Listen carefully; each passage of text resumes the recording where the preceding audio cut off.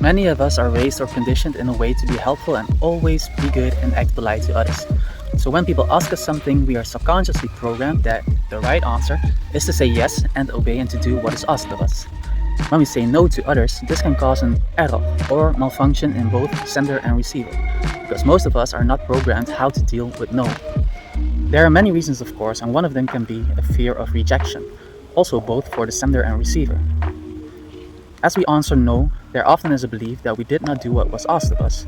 And as social creatures, there is a fear of conflict and ultimately a fear for rejection, which in the past could lead to exile as we were at the risk of getting banned from the group, which often meant decreasing survival rates and a higher risk of death. So to survive, we have learned to be social and say yes, especially to members of our pack and people we feel in some way dependent on.